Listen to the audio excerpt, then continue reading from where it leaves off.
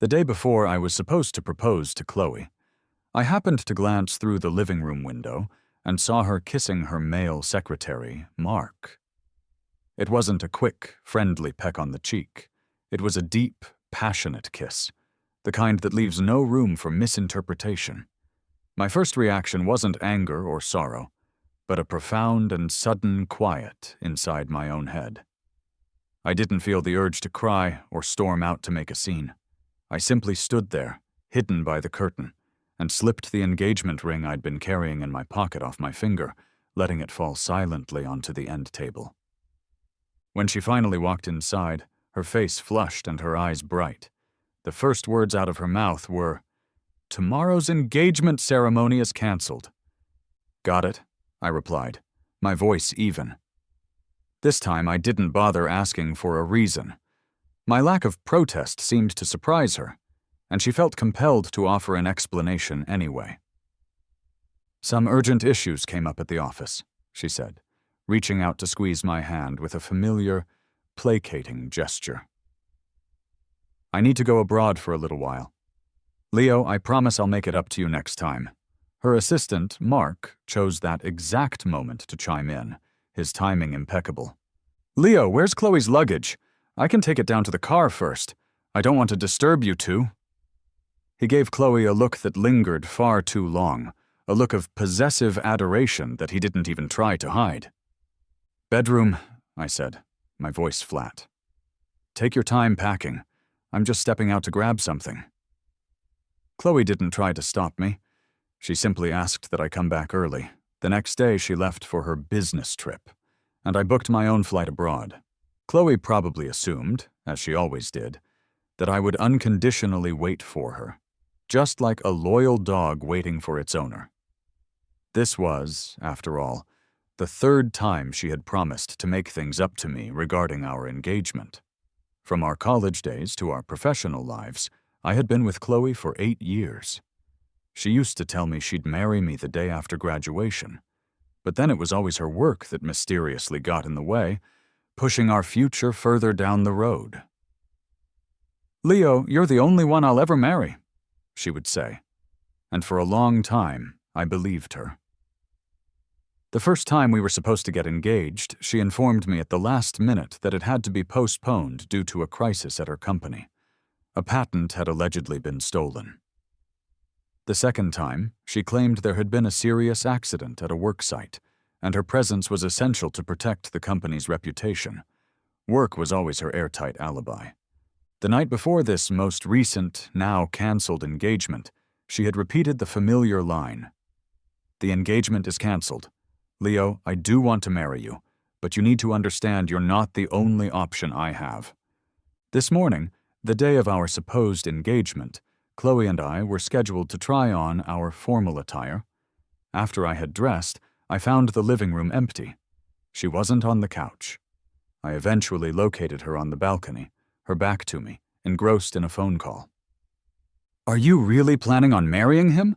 I heard a woman's voice ask through the phone's speaker.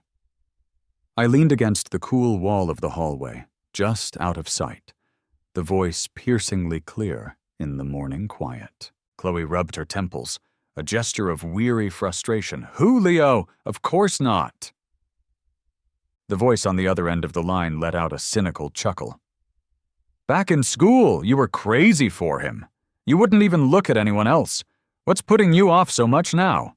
Were you just pretending all that time?" Khloe sighed, a long, drawn-out sound of boredom. "Who knows? Back then he seemed charming, I guess. He was this upbeat, handsome guy." She paused for a moment, then added with a tone of utter disdain, "But now I'm just sick of it. I can't even stand the thought of him." In that single moment, it felt as though my heart stopped beating. It was like a bucket of ice-cold water had been dumped over my head, shocking the warmth out of my body.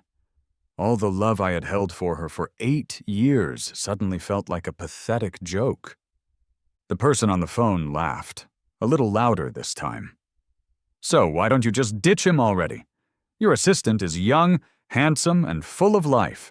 Don't tell me you haven't tried him out yet." Khloe paused again, her gaze fixed on something in the distance. Keeping him around is kind of entertaining. Don't say I didn't warn you, the voice teased. This is the third time. What's your excuse going to be now? It doesn't matter what the excuse is, Khloe replied, her voice filled with a chilling confidence. Whatever I say, he'll believe it. The friend joked around a bit more before someone called them away, and they hung up. As Khloe put her phone away and turned to come back inside, I sprinted silently to the bathroom. Leaning over the sink, I stared at my reflection in the mirror. My suit was immaculate, perfectly tailored, but my eyes told a completely different story. They were the eyes of a man whose world had just been shattered, like a fine sculpture destroyed by a sudden hailstorm. It turned out everyone knew. Everyone knew Khloe's proposals were a sham, that her excuses were fabricated, and that her assistant was always more than just an employee. But whenever they saw me, they would warmly call me brother-in-law. I had mistaken their words for acceptance, but now I understood it was just endless private ridicule. I wasn't her partner. I was a puppet, a source of their shared amusement. That day I put in a request for a job transfer abroad. My flight was booked for 3 days from now. The very next day, Mark's social media was flooded with pictures of him and Khloe, looking intimately cozy on their business trip. They kissed by the ocean, watched the city lights from a Ferris wheel, and shopped freely in luxury brand stores. Khloe's own social media, however, remained strictly professional, filled with posts about meetings and site visits, consistent with her excuses. Under one of her posts about a tiring but productive day, Mark left a single, unimpressed emoji. To the outside world, it looked like Khloe was just a dedicated boss working hard alongside her assistant. Little did they know, this young man was simply upset that the woman by his side wouldn't share their romantic getaway on her own social media like he was on his. Mark, a recent college graduate, just wanted the world to know about their love. That was why he had added me as a friend on his accounts long ago. He never hid any of his posts from me, and there was always a subtle vibe of showing off, of claiming his territory. Many people, including some of Khloe's own close girlfriends, left teasing comments on his photos. "Khloe's having fun with the new guy, huh?" one wrote. "Ah, youth is delightful," another added. I went straight to the comments section and typed out my own message. "A perfect match. The scenery is beautiful and the people are lovely. Please tell Khloe to take care of herself." The lively comment section immediately fell silent, as if a bucket of water had been thrown on a fire. A moment later, a new comment appeared from Khloe herself. "The youngster is just excited about being abroad. He's taking lots of pictures." Soon after, my phone rang. It was Khloe. I didn't answer. She followed up with a text message. "Mark just tried to blend in with the local culture and learned some foreign etiquette. Your comment was harsh. The young guy is so worried you'll be upset that he can't sleep well. Now." I couldn't help but let out a short, humorless chuckle. If the assistant was upset, I was sure a little coaxing from his boss could fix it. The handsome young man in Khloe's arms would be just fine. If I was guessing correctly, Mark was with Khloe right now, much like the other night after I had stepped out. He would be in her arms, his hands around her waist, whispering things like, "Did I do something wrong? Did I make Leo upset?" And Khloe would gently wipe his tears, pick him up, and carry him to bed. The crystal-clear security cameras I had prepared in the house captured them tangled together all night. This exchange seemed to annoy Khloe because she called again.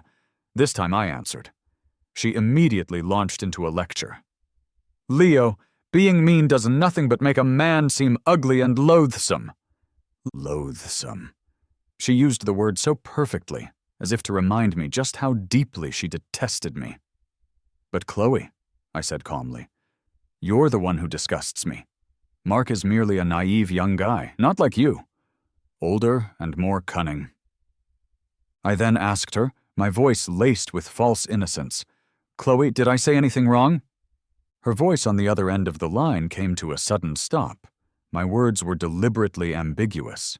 Reminding an assistant to look out for their boss's health is a perfectly normal thing to do. Only someone with a guilty conscience would read more into it. That's what always sets the impatient ones off first.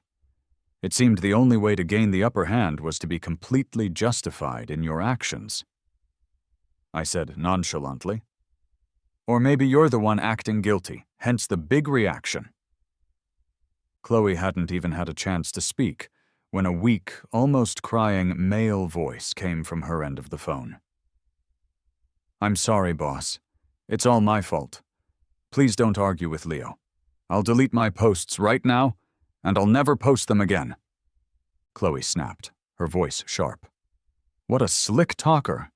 Since you clearly don't see the error of your ways, our engagement party is indefinitely postponed. Even Mark is more sensible than you. She hung up before I could say another word. My grip on my phone was so tight that my fingertips turned white. Khloe spoke with such unshakable confidence. Every time we had fought in the past, I would be the first one to back down and seek peace. I always felt sorry for how hard she worked and didn't want her to come home to more trouble. In her mind, once she finished her so-called work trip, she would just need to give me a cold look, and I would immediately start to pamper her. I would even cook a table full of her favorite dishes to please her. Her friends would always say that I couldn't live without her. They joked, Leo will always make up with Khloe within 3 days of an argument. Honestly, at first, I envied Khloe for having such a devoted partner.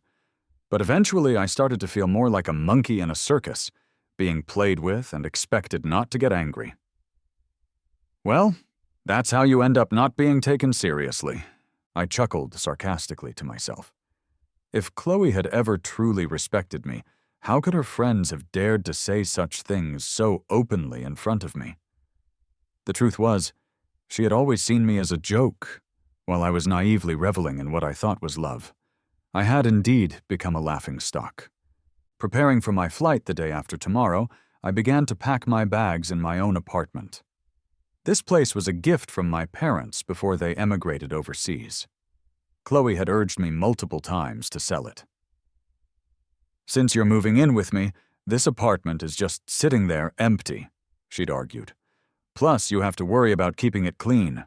I feel bad for you. I had agreed with her verbally, but could never bring myself to actually part with the place. Thank goodness for that, as it was my only haven now. The apartment was entirely mine, containing only a few items from Khloe, all gifts from our college days. They weren't expensive things, but they held sentimental value. After we graduated, she never gave me presents anymore. Not for birthdays, nor for Valentine's Day. She always claimed she was too busy. Once there's a crack in a relationship, it inevitably widens into an abyss. Was she really that busy with work, or was it something else entirely? I scrolled through Mark's social media feed. Every Valentine's Day, and on other special occasions, he would post sweet photos of expensive gifts, always with a woman's shadow hovering over him protectively. A tingling sensation started in my nose, and I fought back tears that eventually fell onto a photo album Khloe had given me years ago. It was filled with photographs from the time when she was pursuing me, each one a snapshot of what I thought was genuine affection. But now, they seemed like nothing more than evidence of her long-running betrayal. One by one, I pulled out the photos, each one a precious memory, and burned them in a metal bucket on the balcony. Later, Khloe would try to give me another identical album, her eyes red with fake tears, but I would coldly refuse it. Things had changed. Once my job transfer was finalized, I called a few of my closest friends to go out for dinner. My new post is in the country where my parents live now, I told them. Without any major reasons, I probably won't be coming back.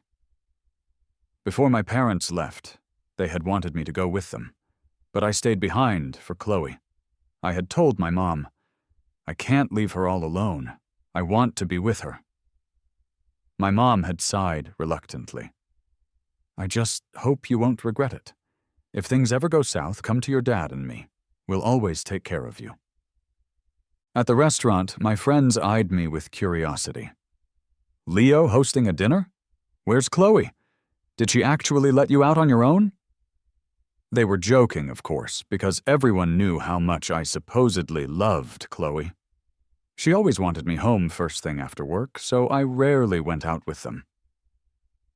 It's not that, I chuckled bitterly. Actually, I'm leaving the country. I got a transfer to a foreign branch, so this dinner is a farewell for you guys. Their playful faces turned somber. What happened with Khloe? They asked gently. I held back the bitterness that threatened to spill out and simply said, I'm done being her shadow. My friend Sam paused for a moment, then burst out laughing. Finally! Aren't we brothers better company than any girl?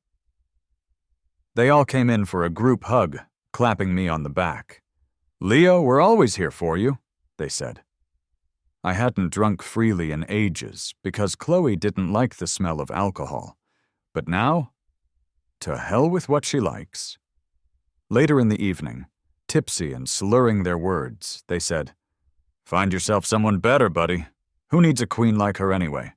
There are plenty of wonderful regular women out there. Sam scanned the crowded room, jokingly searching for a new match for me. Soon, he approached our table with a woman in tow. How about her? Isn't she way better than Khloe?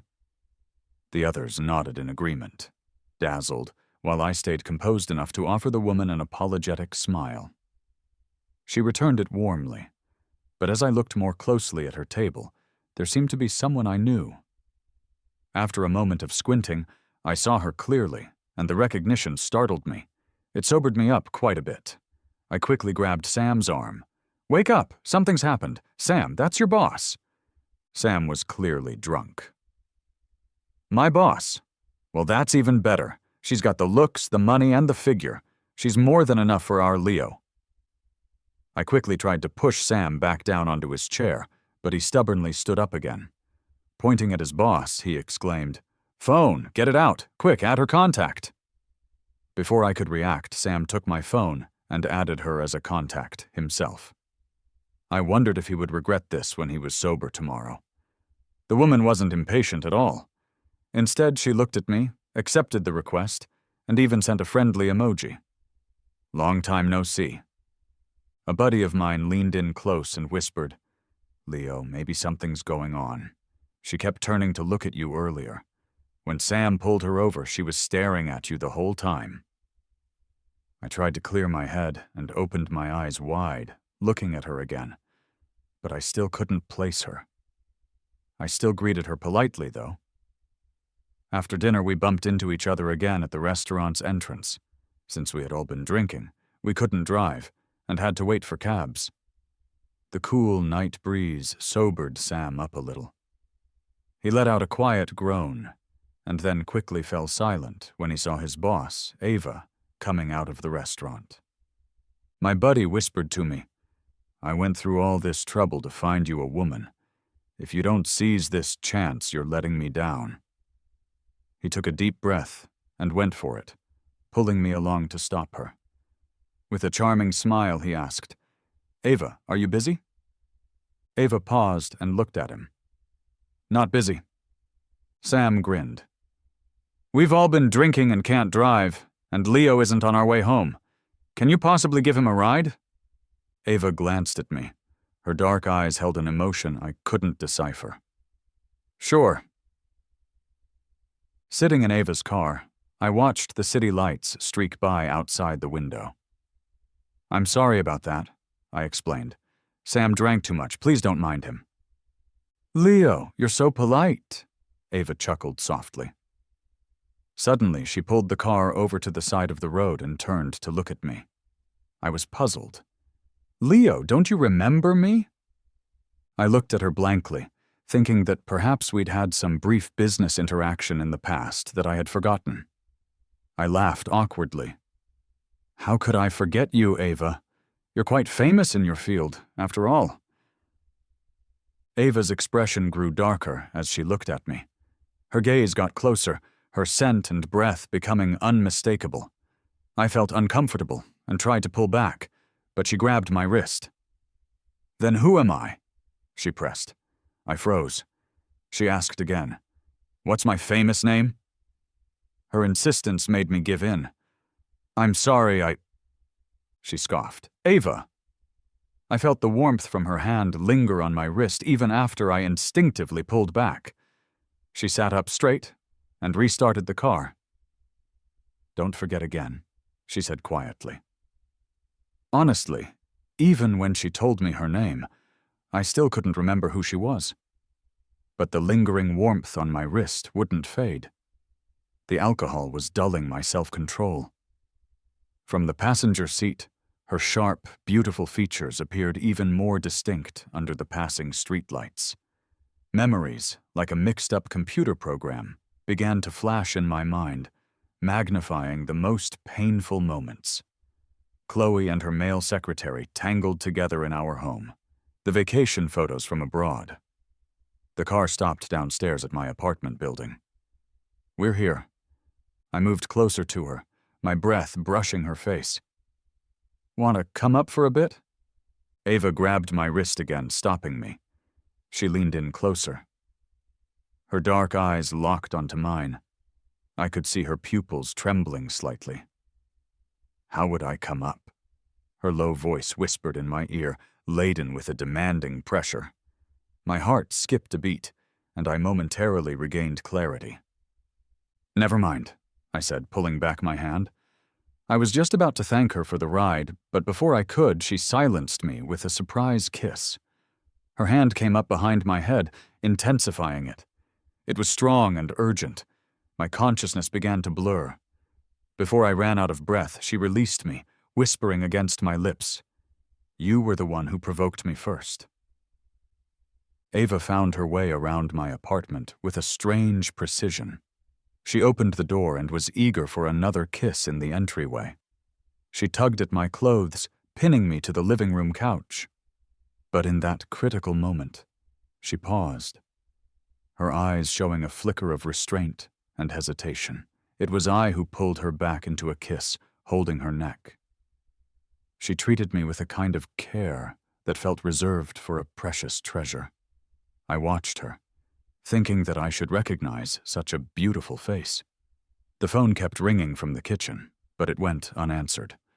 I had a flight to catch the next day. When I woke up, I was in my own bedroom, feeling fresh and clean. Ava had long since vanished. The scenes from the night before replayed vividly in my mind, the sensations still lingering on my skin. I chuckled under my breath. I guess all women are the same, but Ava, at least, seemed to have some class. The living room was spotless, tidied up from the chaos of last night. I was the one who had initiated everything, yet my heart felt hollow, like I was the one who had been abandoned. The car I had booked to the airport was almost here. I changed my clothes, grabbed my packed luggage, and headed downstairs. The timing was perfect. The driver pulled up just as I reached the curb. Goodbye to this city, the place where I had spent my entire youth. Sitting in the car, the scenery outside zoomed past until it all blurred and disappeared, just like everything that had happened before. Some people move forward, while others stay stuck in place. For a long time, I had dwelled on Khloe's care and affection when we were in college. I remembered how she bought me medicine on a rainy day and dropped it off at my dorm. How she traveled for miles to spend New Year's Eve with me at the remote site where I was volunteering. I was also infatuated with her confession that day on the beach, her proposal, her trembling hand, her tearful eyes. I thought it was her deepest declaration of love. A vow for life. But people don't just stay put forever. I took out my phone and deleted Khloe's and Ava's contacts. Our brief encounter was both an act of revenge against Khloe and a bit of selfish indulgence for myself. About 2 weeks later, a call came from an unfamiliar number from back home. "Leo, where are you?" Recognizing Khloe's voice surprised me. From what I knew of her, she was angry, but was trying to keep her composure. "You should have seen what I left for you on the table." "Wishing you and Mr. Mark happiness. Don't call me again." "Did you lose your mind?" Leo, work exhausts me. I don't have time to constantly appease you. Mark has overlooked your past offenses, yet you keep pushing. I frowned. Khloe, you can read, can't you? I left the engagement ring in the envelope. We broke up. I heard a long sigh on the other end, a sound of pure exhaustion. Leo, I've given you a way out. Don't test my patience. After this call, I won't reach out to you again. I chuckled bitterly.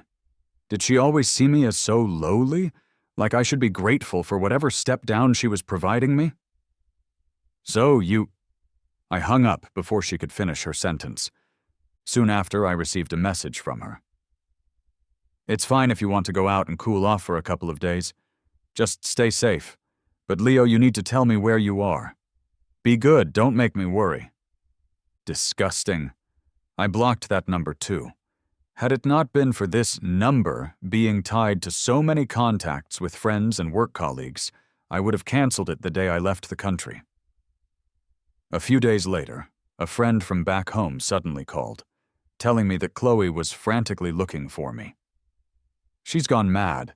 She's calling everyone you've ever had contact with. I found it amusing. If she had just bothered to ask at my workplace, she would have known that I went abroad. But she didn't. She didn't even know where I worked. To her, my job was insignificant and unimportant. Besides, only a few select friends knew about my move. I told my friend to just ignore her. Then, Khloe's friend Jessica called me, her voice sounding urgent. Leo, Khloe had an accident. It's serious. She's in the hospital. You need to come back. I instinctively felt a knot form in my stomach. Go find her fling. I've broken up with Khloe. Her personal matters don't concern me. I had loved Khloe, and by extension, I had respected her friends.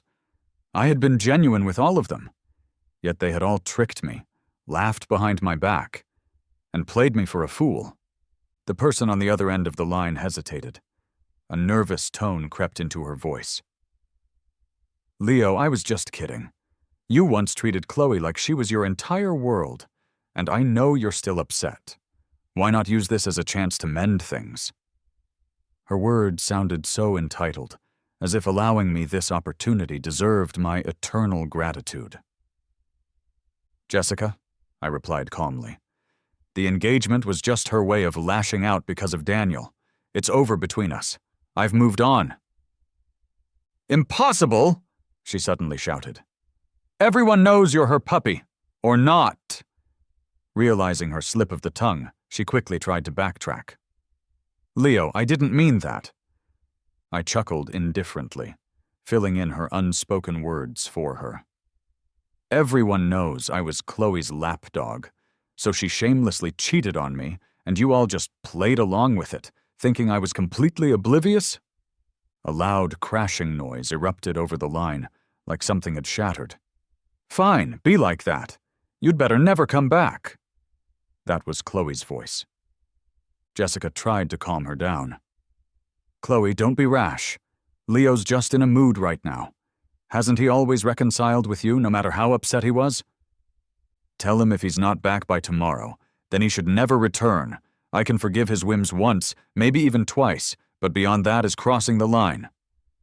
Khloe, don't get upset. Leo just wants you to care more about him. I laughed out loud. Do you people even understand what I'm saying? I then informed Jessica with a dose of reality. If you have nothing better to do, check my social media. There, I had posted a picture with a tall, striking, blue-eyed, blonde colleague. While she looked a bit standoffish in the photo, her personality was actually quite cheerful.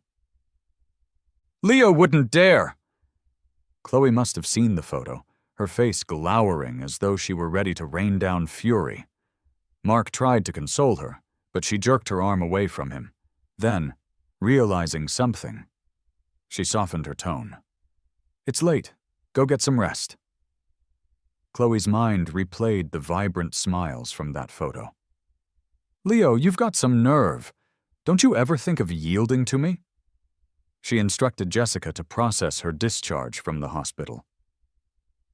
Winter, you're still hurt. I won't die.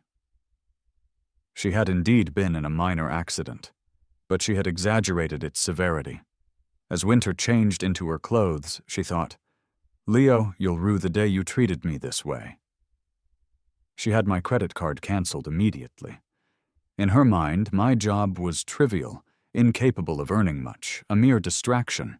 She had given me an unlimited card, free to use as I pleased. "Without me, can you still enjoy your life?" she thought. If she had ever bothered to look at the ring and the letter I left behind, she would have seen that the card remained untouched, buried neatly beneath them. Since moving abroad, my parents were the happiest they'd been in years. Our family was finally reunited, but their kindness and happiness initially filled me with a deep sense of guilt. How could I have once prioritized a woman over the parents who had raised me for over 20 years? I stuck to a routine at work, and one day I unexpectedly ran into the first familiar face I'd seen abroad. Ava. She ended up being one of our company's new clients. In the office, she kept things strictly professional, acting as though she had never met me before. That was fine with me. I focused on getting the job done. After wrapping up our discussions, I saw her and her team out. "Take care, Ava." Ava hung back a few steps behind her colleagues. Suddenly she laughed, an inexplicable sound. But there was no kindness in that smile. "Ava?" She looked at me, reached out to close the office door, and slowly edged closer. "Leo ate and ran, didn't he?" she purred, leaning in close, her warm breath brushing against my neck. "Back then, you called me Ava." She was clearly hinting at something. Memories suddenly flooded back. She looked right into my eyes. "Why did you block me?" Her voice sounded a bit fragile, hurt yet stubborn. "Why?" Thinking back to that day when she had quietly left before I woke up, I said, "To remove any worries for you, Ava, so you wouldn't think I was trying to cling on and cause trouble for you." Her intense gaze softened, and she whispered, "You were never my trouble, Leo. I waited so long for you, how could I?" I chuckled. "Ava, you ran faster than a rabbit that day." "Who ran?"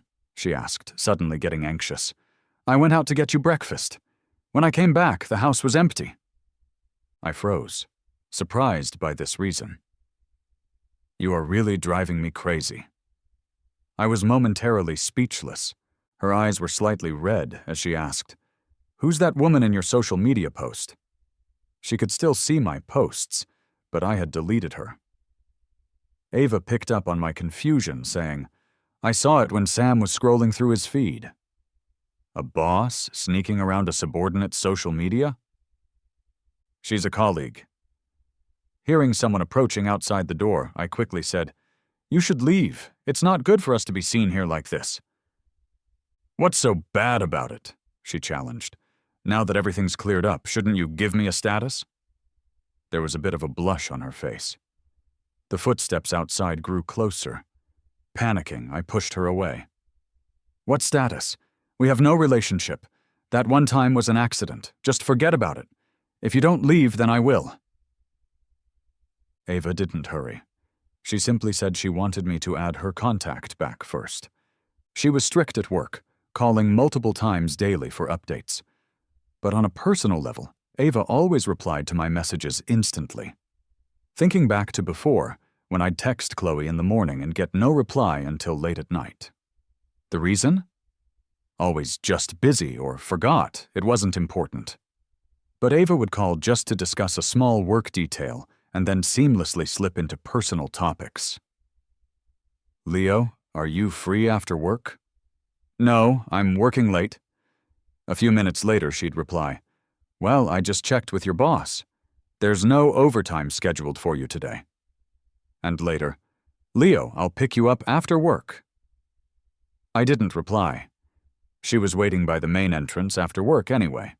I was puzzled. "Ava, you're staying here for so long. Isn't there work for you to do back home?" She opened the passenger door for me. I've applied for a transfer to work here. Stunned, I wondered when I had been transferred here. She had done the same. Ava, I said, looking seriously at her as she gripped the steering wheel, her sleeves half rolled up. I gathered my courage and said, "You don't need to do this. Not if you're doing it for me." Ava cut me off. "Leo, just give me a chance to let you get to know me all over again." Ava took me to her place. The chef she had hired specially had just finished cooking. "I remember you liked Cantonese cuisine. This place is renowned for it. The chef is from Guangdong." I did like Cantonese food, but Khloe had always favored spicy Sichuan cuisine, so that's what I often made at home. To adapt and not spoil her fun, I would end up with a stomachache after almost every meal. I'd often have to take a stomach pill beforehand. I couldn't believe someone actually remembered my love for Cantonese food. But how did she know? I finally asked the question that had been nagging at me. "Ava, did we know each other before?" She looked hurt. "I knew you'd forget me." She pushed open a door at the end of the hallway, went in before me, and turned on the light. I was stunned. "When did you take these?" "No, how do you have my pictures?" From elementary school to college, she had more photos of me than even Khloe did, capturing every detail of my life. The room was filled with my photographs. She pointed at her own nose and giggled at my shocked expression. "Such a scatterbrain. You forgot everything about me. You even said you'd marry me, that I'd take care of you forever." Suddenly, it hit me like a bolt of lightning. "It's you!" I was a kindergarten, elementary, and for a time, middle school classmate. As a child, I struggled with a mild form of autism and wouldn't talk much. I always had a camera hanging from my neck. I ended up sitting next to the chattiest girl in school, Ava. Even my own parents asked her to try and tone it down. After class, she would drag me out to play, even if I just followed silently behind her. Eventually, she got me to smile and even talk. My first word to her was her name, Ava. So she socked me one. Later, I managed to explain that I was upset because she had ruined my drawing by spilling milk on it. Her mom brought snacks and toys to my house that day, with a stern-looking Ava in tow.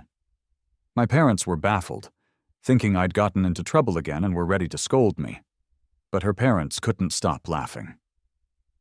"Thanks to your boy, our daughter has finally started to socialize." My parents were stunned. From then on, Ava often came over to play, and we attended the same schools through middle school. But then, one day, she suddenly disappeared. That realization made me mad. "You left without a single word, and you say I forgot you?" She quickly explained, "I left you a letter that day. I asked you to wait for me. I said I'd marry you when I returned." She mentioned a rainbow-colored envelope. Vaguely, I remembered tossing something like that, thinking it was just trash. Ava said her parents had moved abroad, but she later joined an exchange program at my college. "But by then," she said quietly, "you were already with her. I was just a little bit too late." Her eyes welled up as she looked at me. "Leo, do you know how desperate I felt? I hated being late, always thinking that if I had just come back sooner, you would be mine." She then talked about her darkest side. "I hoped every day that you two would break up. I even tried to create misunderstandings between you, but you just loved her so much." I was shocked. So those times Khloe and I had almost split up.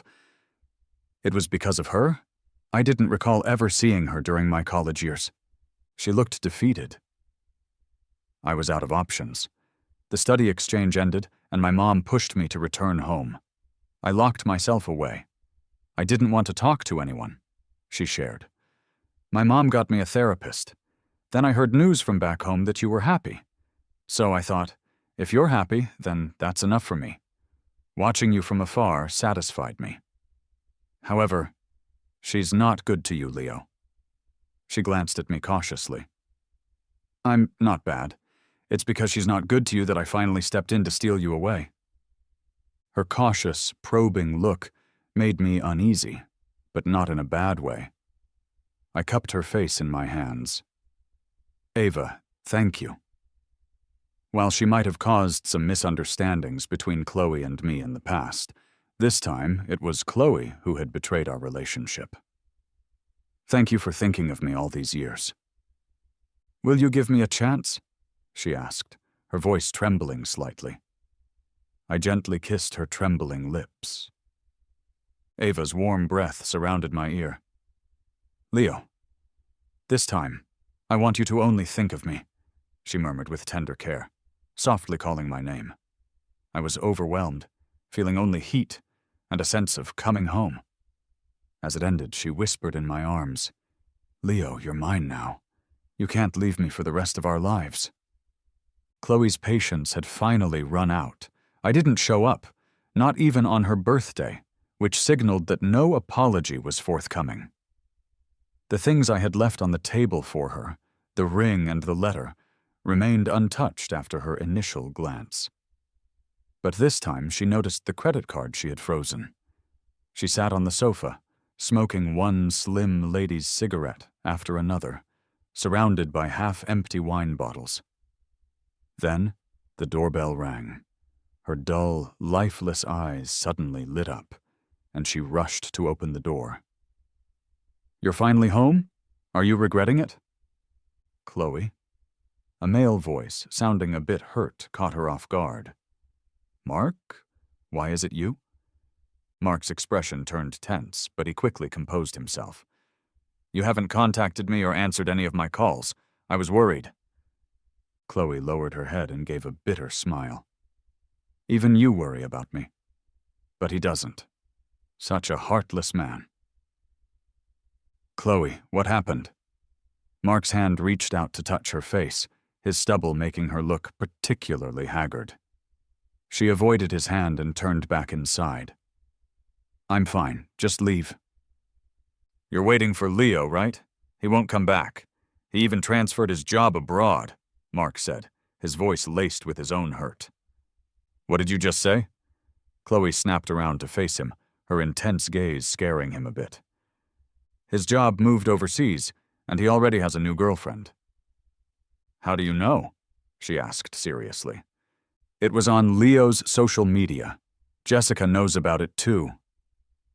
Khloe hurled the wine bottle she was holding, smashing it violently against the wall. The broken glass rebounded, grazing her skin and slicing a shallow cut on Mark's neck. Mark, startled, hugged her tightly. "Khloe, please don't act like this. It scares me." She had Mark pull up my social media for her. After looking for a while, her angry demeanor loosened. "No," she said, a strange confidence returning to her voice.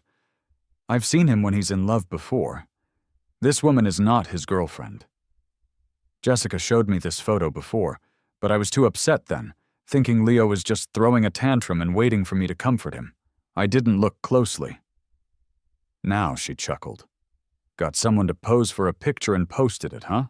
Just waiting for me to come and search for you? Fine, I'll personally give you that chance." It was easy for Khloe to find my work address. A colleague called me to give me a heads up.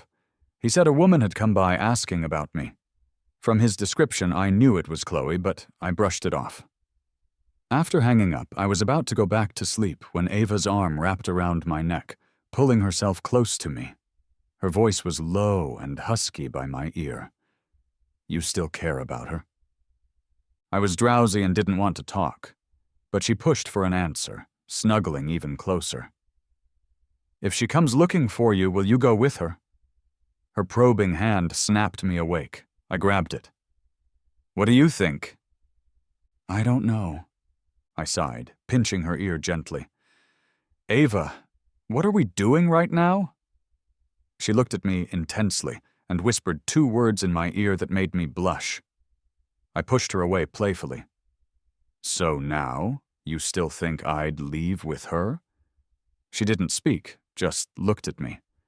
The answer was clear in her eyes. My patience was gone. I tossed aside the covers, got dressed, and left. Dragging on a struggle when feelings weren't aligned was exhausting. I didn't want to waste my time when our perspectives were so different. I had tried pampering someone once. It was too tiring. If that's what you think, then maybe that's how it'll end up. But I have work, so I'm leaving now. Let's not meet again. I prized her hand off mine and left without looking back. I thought that would put a stop to it. I didn't expect to find Ava still there, waiting for me after I finished work. Fearing I'd leave without her, she ran over as soon as she saw me. "Leo, I came to pick you up." "Ava, I've made things clear. There's no need for you to go out of your way to please me." She took my bag, pulling me toward her car. "Leo, it's not that we've parted ways. We just haven't clarified things yet. That doesn't mean we're indifferent to each other." Standing beside the car door, she gazed up at me. "I'm sorry, Leo. I hesitated this morning." She spoke earnestly. "I've thought it through. No matter what your choice is, I won't give up. If you choose her, I'll just win you back again. It wasn't hesitation, it was fear. Even when you're in my arms, I can't believe it's really you. Every night, I have to check that you're there just to feel at ease." When Ava had come back as an exchange student and found out that I was happy with Khloe, she had tried to let go. Loving someone means wanting to see them happy. Even though she later deliberately moved back to my city for work, she just watched me from afar and never interfered. Every time she saw me smile brightly at Khloe, it felt like a stab in her heart. When she found out our relationship had hit a rough patch, she couldn't suppress her own emotions any longer. Ava took my hand, looked at me decisively, and said, "Leo, in this life, you're the one I choose." I was stunned by how straightforward she was. "What are you guys doing?" Khloe's voice, foreign to the local scene, caught the attention of passers-by in front of the bustling office building. Ava immediately stood in front of me, shielding me from Khloe, her expression turning cold. "Leo, first it was a foreign woman, and now an Asian one. You'll really go to any lengths to put on a show. Fine, you win. I give up." Khloe walked quickly over, reaching out to pull me the same way she used to. But only she knew that every step was a struggle, and her outstretched hand was trembling, just as she had said, "Leo, I know what you look like when you're in love, and what you look like when you're not." I took a step back, and Ava waved her hand to brush Khloe's away. "Yelling in public isn't exactly high-class behavior, Khloe." Khloe gave a cold laugh. "And holding another woman's fiancé isn't exactly moral either, Ava. Leo, come here." Ava and Khloe had crossed paths in the business world before. They had both bid for the same piece of land and had gone head-to-head for days. In the end, Ava's strength and boldness outshone Khloe's, and she secured the deal. In Ava's mind, she just didn't want Khloe to have an easy time of it, but Khloe having a hard time would upset me, so Ava had kept her tactics relatively harmless. "Did a door slam on your head, Khloe? Didn't you hear me? I've told you and your friends many times we're done." I smiled slightly. "Congratulations. You've indefinitely postponed your engagement. You don't need to find an excuse anymore." Khloe paused, her face turning pale. "Leo." Ava breathed a sigh of relief, looking disdainfully at Khloe. "Chasing after someone else's boyfriend isn't a good look, Khloe. But still, thank you for letting go." Ava grabbed my hand and flaunted it in front of her. Otherwise, I would have regretted it for the rest of my life.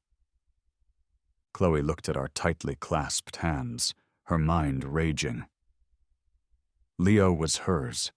They had just had a fight, but he hadn't come to make it up to her. It didn't matter, she had come herself, but he was still giving her the cold shoulder. "Leo, you get one more chance. I can make it up to you, but don't push it."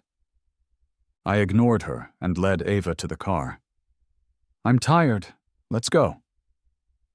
Ava seemed like a different person, her smile unwavering.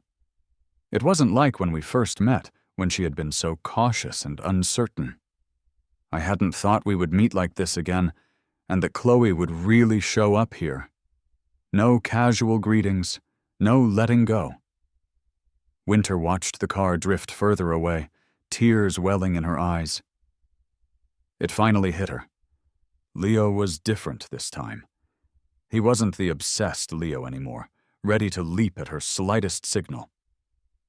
Before Khloe had left the country, Jessica had warned her, "Khloe, Leo isn't joking this time, and he's not just upset. He seems serious." Khloe had downed her drink.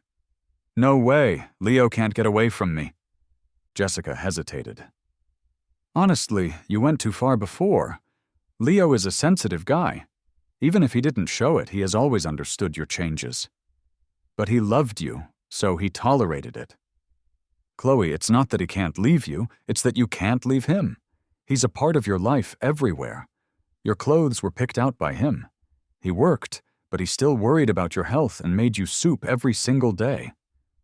Jessica had asked her, "Have you ever taken him seriously, or did you just treat him like a pet?" Khloe had been at a loss for words. "People have feelings," Jessica noted, then patted her shoulder and left. Yet, Khloe had remained confident when she returned. She had come to apologize in person. His anger should have dissipated by now. At worst, she would just promise to care more about him in the future. But she had forgotten that no one would wait for her forever. Khloe thought it over. Leo's anger was really because she had canceled the engagement ceremony. He had left because he felt her apology wasn't genuine. So she decided she would agree to marry him. Jessica rented a venue near my workplace for Khloe to propose. Leo wanted to marry her, so this time he would finally be satisfied. She tricked me into coming. Pink balloons and champagne roses lined an aisle, with a beautiful woman holding a bouquet at the end.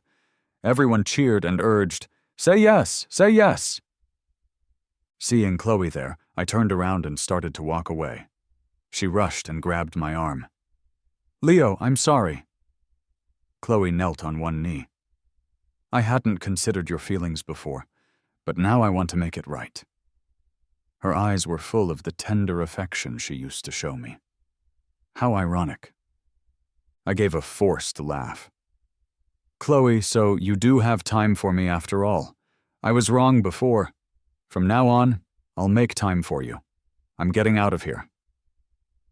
But now, seeing you on your knees just makes me feel sick." She was about to say something when Ava came over and slapped her right across the face. "I warned you not to come looking for him again." Khloe kept a cool face, grabbing Ava's collar. "Back off, Ava. My business with my fiancé is none of your concern." "Let go, Khloe." Khloe looked shocked at me. "She hit me first, Leo. And you really think I'm going to side with her over you? You're my ex who cheated on me." Both of them stared at me, stunned. I kept my eyes on Khloe. "Haven't you heard? The best exes should feel like they're dead, especially ones like you." Khloe gave a little laugh. "Leo, you'll say anything to protect her, huh? You should be worried about me. Do you really think she cares about you? Does she know everything about us? About the years you spent doing my laundry, cooking for me, being with me every night?" A loud smack interrupted her when I slapped her across the face. "Khloe, I regret ever meeting you." My hands were shaking with anger. Ava glared coldly at Khloe. "My only regret is not finding him sooner to take him away from you." Having calmed down, I stepped out of Ava's embrace. "When I say you're disgusting, Khloe, I mean it."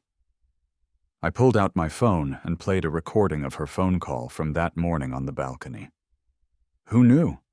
Back then, I thought he was just some handsome, sunny boy. But now I'm over it. Sleeping with him once grossed me out. Khloe's hands trembled, her face pale. "Leo, I can explain." I then played the video from the security camera from our wedding night. Khloe staggered backward, her face losing all its color. "Khloe, do you need to keep watching?" She tried to grab my phone, but Ava blocked her. "You piece of trash! You make me sick. Don't come looking for me anymore. And for your information, I have never touched your money. Stop acting like you're better than everyone, like I'm some bird you kept in a gilded cage." Khloe's mind felt like it had taken a hard hit. Somehow the crowd around us had vanished. What once was college heat had faded, and their bond had seemed to be driven by pure love. Khloe had given me a card. A limitless one. Not only that, she gave me everything a husband should have, except for that marriage certificate. In her mind, she thought she was the one in control, and I was just living off of her. After all, she gave me a great life. So why wouldn't I butter her up? Khloe thought I knew this, too. Why else would I do her laundry, cook for her, and even eat the spicy food I didn't like? Just to be with her. Yet she would forget my birthday, even Valentine's Day, thinking, as long as I don't forget him, who cares? But she finally figured out today that my kindness wasn't because of that card or the lifestyle she offered. It was only because I loved her. When I took back my love, she suddenly realized that being next to me could feel so cold. So cold she could barely breathe. After Ava took me away, she pulled a ring out of her pocket and knelt down. "Leo, will you marry me?" Looking at her eager face, I said flatly, "No." Ava kept trying, always seeking chances to propose, but I was scared. Every love starts out hot, but time has a way of wearing it down. Eventually, Ava roped in both of our parents for a big proposal event. "You once said you'd marry me," she reminded me. My mom told me, "Ava is different from Khloe. I'm telling you, don't mess it up this time." Ava and I settled down overseas. Our parents are here too, so we can all reunite every year for the holidays. Jessica called me once. "Leo, Khloe really knows she was wrong this time. She's already fired Mark. Just come back. Khloe's willing to give you everything she has." From the background, Ava shouted into the phone, "Who needs her money? My husband only spends my money." Then to me, she said, "Jessica, I'm married. Please don't call me about her anymore." That night, a strange number called from back home. I only heard Ava's immaturely triumphant voice say, "Are you looking for my husband? He's hugging me right now. I'm so lucky to have met my husband." Ava chatted away on this end, while the other line remained completely silent. Eventually, the person hung up, as if avoiding something. I never saw Khloe again after that. Sometimes friends would mention her. Khloe was drinking heavily now. I heard that Mark had left in disgrace when he was fired. Khloe had smashed his phone. He had apparently sent things for me to see, but had shielded her from the consequences. She had mocked Mark, saying, "Trying to steal my spot. You think you can? You're worthless." Mark had turned pale, unable to even speak. The W Group and all its partners reportedly wouldn't hire Mark, but none of that mattered to me anymore. Ava waited patiently in the car as I finished chatting with my friends. "Honey, what do you want to eat tonight? Your wife is cooking." I glanced at her pretty face, teasing, "How about you? Is that on the menu?" She placed my hand over her heart. "Anytime.